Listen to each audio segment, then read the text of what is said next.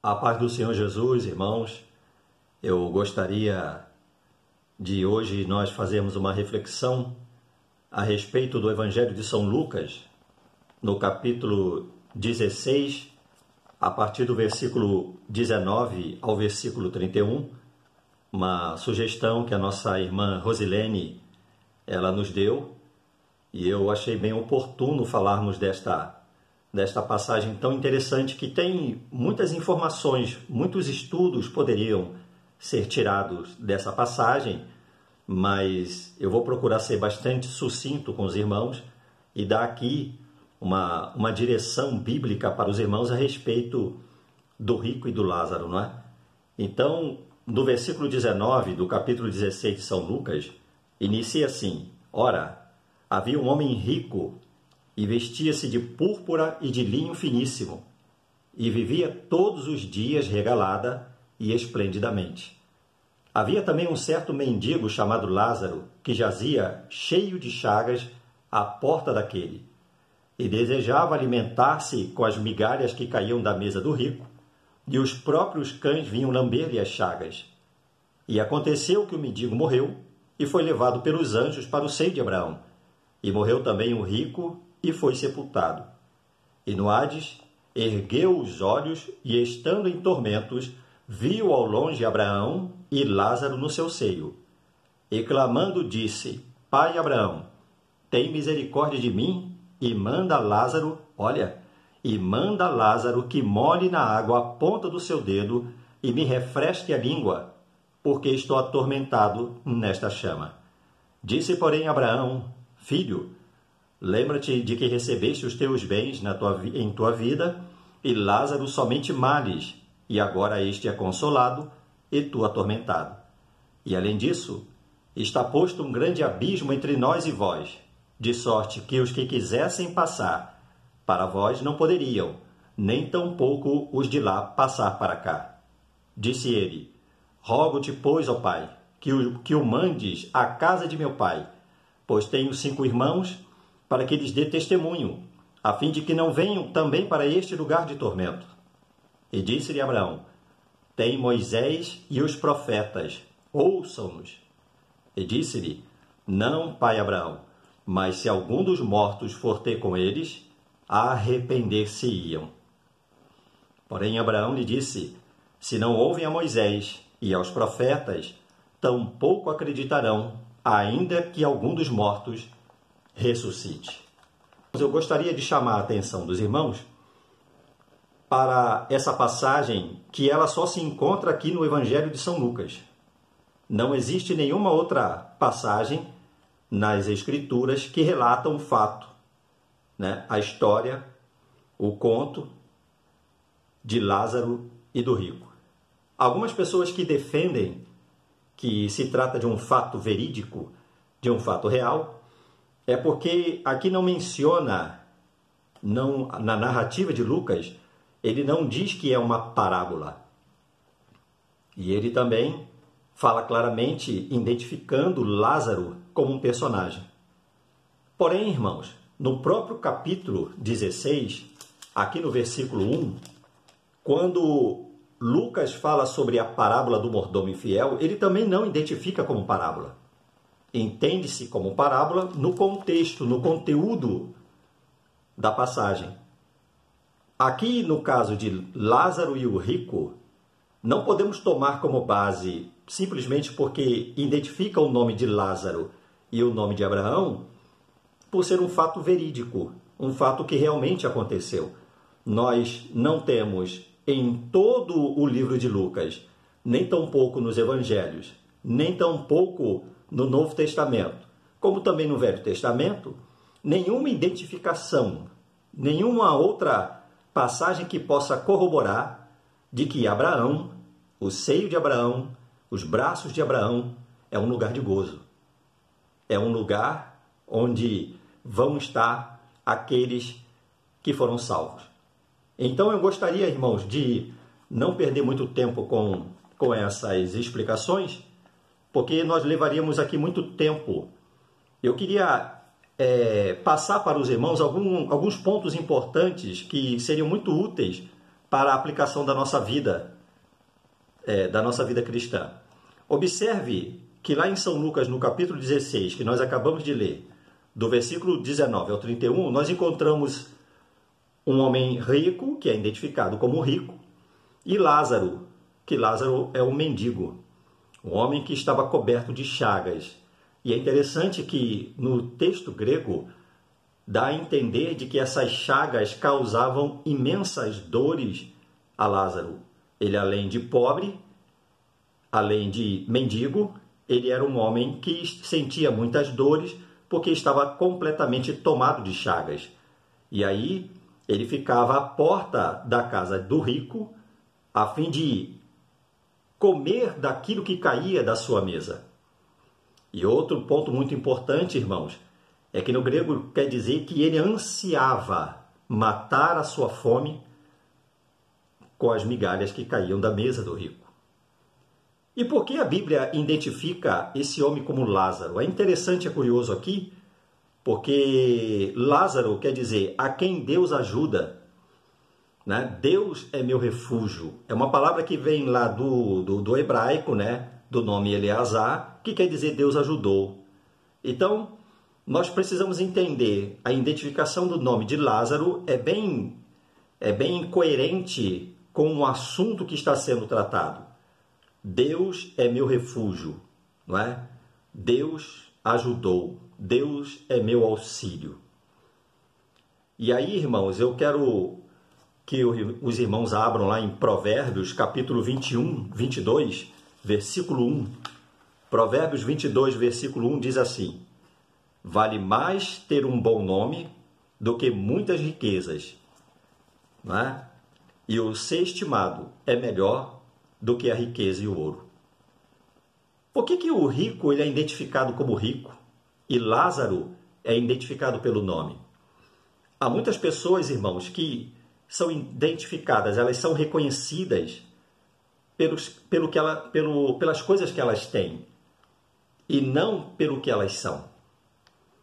Há muitas pessoas que estão preocupadas em ostentar, em serem conhecidas por alguma coisa que venha acariciar o seu ego, que venha acariciar o seu ser interior, venha exaltar o seu eu. E há pessoas que não estão preocupadas nem com o seu próprio nome, mas com a sua imagem, com aquilo que elas podem mostrar para as pessoas. Lázaro não. Lázaro não tinha nada para oferecer às pessoas, ele não tinha nada para ostentar a não ser o ser um mendigo e um homem coberto de chagas. A palavra de Deus diz: vale mais ter um bom nome do que muitas riquezas, e o ser estimado é melhor do que as riquezas e o ouro. O rico e o Lázaro, irmãos, não tiveram seus destinos traçados porque um era rico e porque outro era pobre. E aí eu queria chamar a atenção dos irmãos para essa grande realidade. Às vezes a gente pensa, e estamos vivendo um período em que você é conhecido pelo que você tem e pelo que você possa mostrar para as pessoas, e a teologia da prosperidade, ela tem colocado isso na mente das pessoas. Você precisa conquistar. Então, você sendo uma pessoa próspera, você é bendito de Deus, você é abençoado pelo Senhor. E se você é uma pessoa pobre, você está debaixo de maldição. Então, um ponto importante aqui que eu queria chamar a atenção dos irmãos é que o rico, ele não foi pro Hades, né? É a palavra grega para inferno, que o nosso português traduz como inferno, mas ele não foi para lá porque ele era rico. E Lázaro, ele não foi para o céu porque ele era pobre e doente. No Salmo 62, versículo 10, diz assim, olha: não confieis na opressão, nem vos ensoberbeçais na rapina. Se as vossas riquezas aumentam, não ponhais nelas o coração. Em 1 Timóteo, no capítulo 6, do versículo 17 ao 19, diz assim: manda aos ricos deste mundo que não sejam altivos, nem ponham a esperança na incerteza das riquezas, mas em Deus, que abundantemente nos dá todas as coisas para delas gozarmos. Que façam bem, enriqueçam em boas obras, repartam de boa mente e sejam, que, irmãos? Comunicáveis, né? Que entesoure para si mesmos um bom fundamento para o futuro, para que possam se apoderar da vida eterna. Lá em Mateus, no capítulo 6, versículo 19 ao 21, o Senhor Jesus, ele nos dá uma palavra de incentivo a buscarmos, a entesourar para a vida eterna e não para essa vida. Então, se você comparar lá no Salmo 62, versículo 10, que diz: não confieis na opressão, nem vos ensoberbeçais na rapina, se as vossas riquezas aumentam, não ponhais nelas o coração. Não é? E lá em Timóteo, nós lemos também que o apóstolo Paulo ele exorta aos irmãos a que o rico ele não ponha esperança na incerteza das riquezas, mas em Deus. Porque lá em Mateus 6, 19, versículo 21, o Senhor Jesus diz assim: não ajunteis tesouro na terra. E nós temos também lá em Mateus 19, versículo 24, a passagem do jovem rico, quando o Senhor Jesus ele fala claramente que é mais fácil um camelo passar pelo fundo de uma agulha do que um rico entrar no reino dos céus. Então, a sua condição, se você é rico, se você é pobre, se você é um mendigo, se você está enfermo, não importa a situação que você está vivendo. Se é um período de abundância, se é um período de bonança na sua vida, ou se é um período de luta, de provações, de grandes dificuldades que você possa estar passando, isso não vai definir se você é um cristão ou não. Isso não define uma pessoa como um verdadeiro salvo, não é? Então eu gostaria que os irmãos atentassem para esse primeiro ponto. A Bíblia não condena o fato de uma pessoa ser rica. A Bíblia condena o fato de uma pessoa ser rica e colocar o seu coração na sua riqueza, confiar na sua riqueza.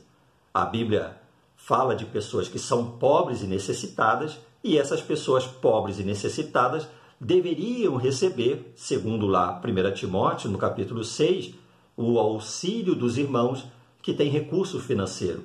Porque quando ele diz aqui que, lá no versículo 18 do capítulo 6, do capítulo 6 de 1 Timóteo, ele fala assim, olha, que façam bem, enriqueçam em boas obras, repartam de boa mente e sejam, que, irmãos? Comunicáveis. Essa palavra comunicar, ela vai muito além de nós conversarmos uns com os outros, de falarmos uns com os outros. Quando fala de comunicar, fala de socorrer, de compartilhar, de ajudar, de comunicar com aquilo que eu tenho, a necessidade do irmão. E aqui, irmãos, outro ponto importante que a gente pode observar aqui nessa passagem é que, né, não haverá segunda oportunidade depois da partida. A Bíblia fala, meus irmãos, que a oportunidade é uma só. Enquanto estivermos aqui neste mundo, não existe reencarnação, não existe purgatório, não existe uma outra forma, uma outra oportunidade, uma outra maneira da pessoa se preparar para a eternidade que não seja aqui nessa terra, tendo um encontro real e genuíno com Jesus Cristo.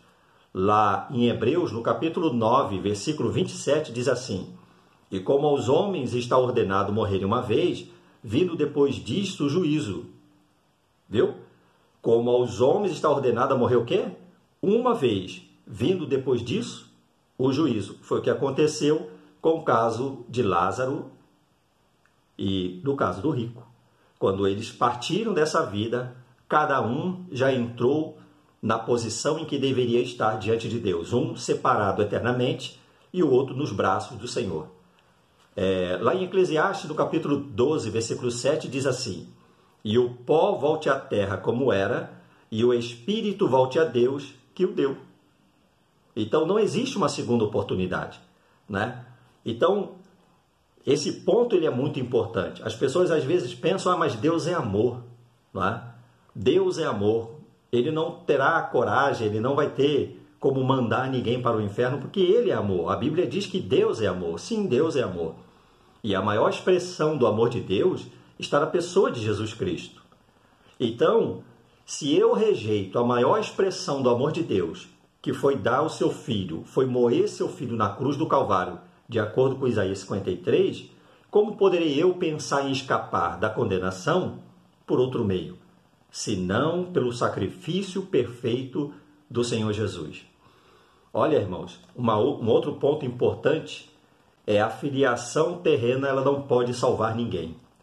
A nossa filiação terrena, ela não garante para ninguém vida eterna. Não é porque alguém é judeu, ele vai ser salvo. Não é porque alguém é filho de crente, porque ele vai ser salvo.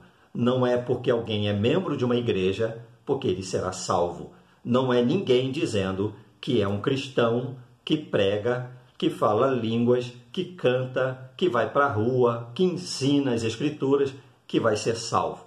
Então, não existe, meus irmãos, nenhuma outra maneira de identificar um salvo a não ser pelo nascimento genuíno, pelo encontro real e genuíno de salvação.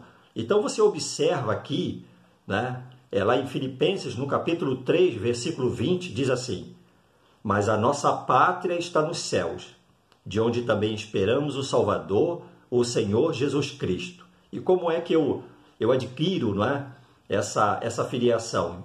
Lá no Evangelho de João, no capítulo 1, versículo 11 e 12, diz assim: veio para o que era seu e os seus não o receberam, mas a todos quantos o receberam, deu-lhes o poder de serem feitos filhos de Deus, aos que creem no seu nome. Então você observa que ele chama Abraão de pai, e Abraão o chama de filho. E por que isso aconteceu aqui nessa narrativa, não é? Esse homem rico, ele não era uma pessoa ignorante. Ele era judeu. Ele conhecia a lei. Tanto é que Abraão fala para ele: olha, lá tem Moisés e os profetas. Ele sabia por que ele estava ali, não é? Então, quando ele usa essa expressão pai Abraão, e Abraão chama de filho, o texto nos dá a dica de que havia uma filiação terrena entre eles, não é? O patriarca Abraão, todo judeu diz, né, nós somos filhos de Abraão, não é? Mas a filiação mais importante para entrar na glória, a única e exclusiva filiação que nós precisamos é a filiação do Espírito, é o novo nascimento, é o encontro real e genuíno de salvação. Como João diz, veio para o que era seu e os seus não o receberam.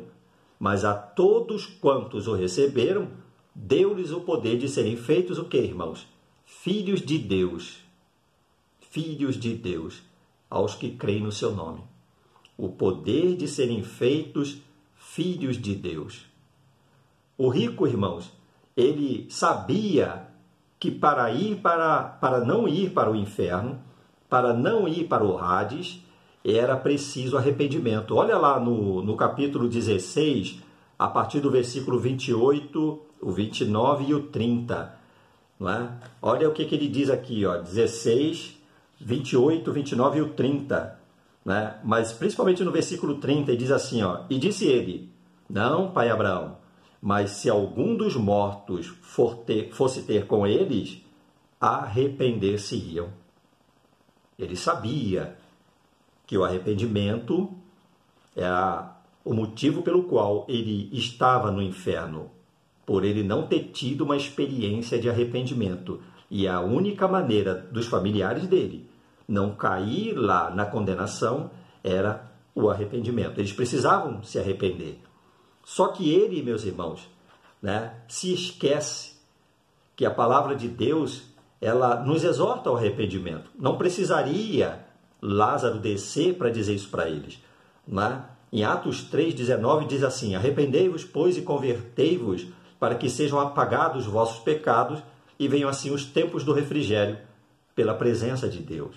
Né? Lá em Atos, capítulo 17, versículo 30, diz aqui, ó, mas Deus, não tendo em conta os tempos da ignorância, anuncia agora a todos os homens e em todo lugar que se arrependam.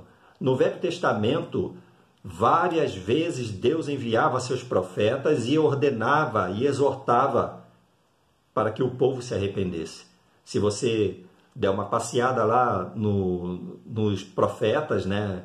Jeremias, Isaías e tantos outros profetas, no próprio tempo de Moisés mesmo, Deus exortava o povo ao arrependimento, os juízes exortavam o povo ao arrependimento.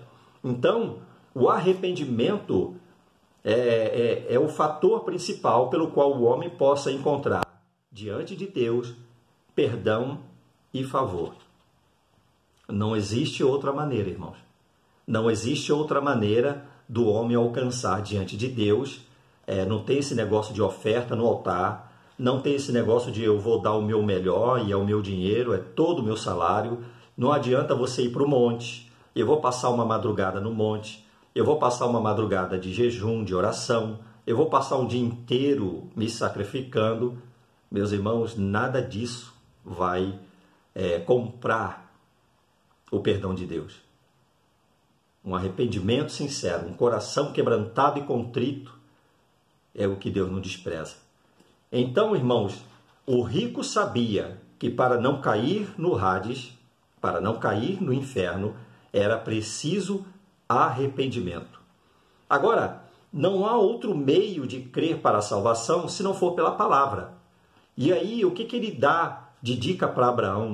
Ele fala, olha, eles vão crer se um morto ressuscitar e chegar lá e pregar para eles vão se arrepender. Não é assim, irmãos?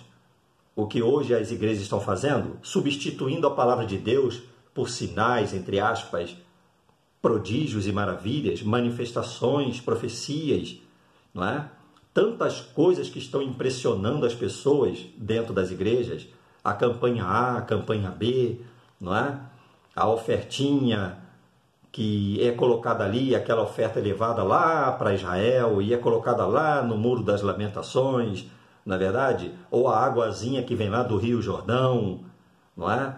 Tantas coisas são feitas, irmãos, para proporcionar a você uma falsa compreensão, uma falsa sensação de que você está sendo abençoado por Deus.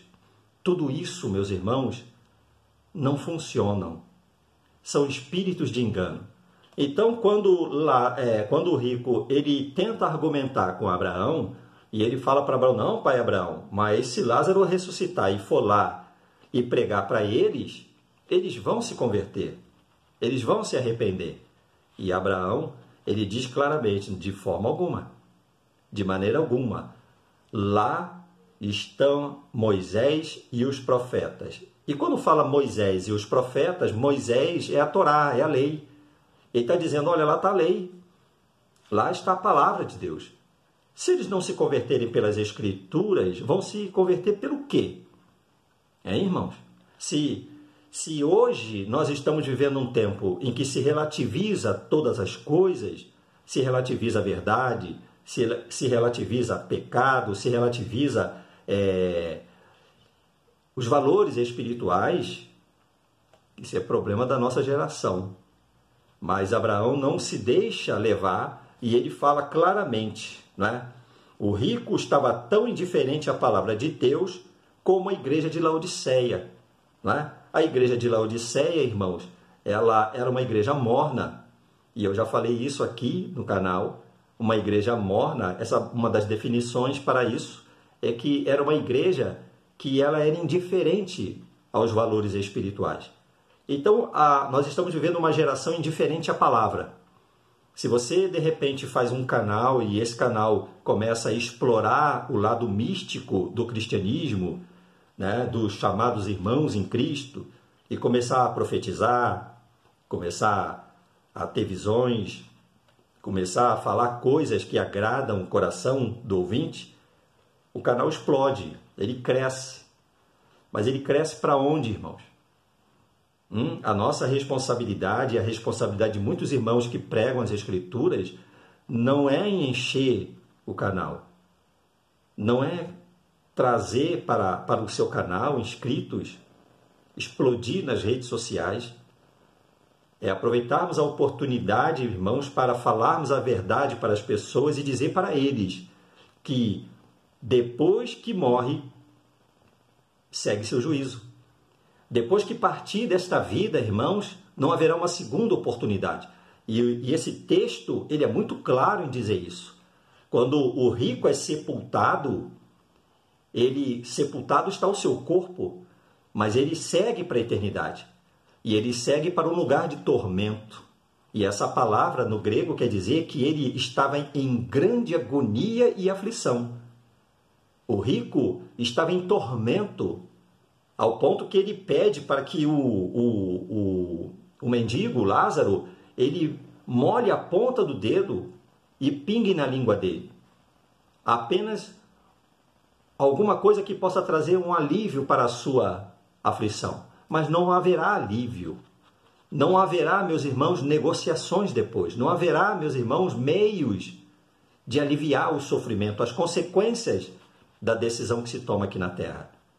E aí a importância de nós falarmos para as pessoas e de continuarmos a falar de que o único meio que nós vamos encontrar para nos prepararmos para esse grande dia do encontro com o Senhor será através das Escrituras. Não importa, irmão, o quanto relativizem a verdade, o quanto estejam tentando desviar a atenção das pessoas para o momento profético, não é?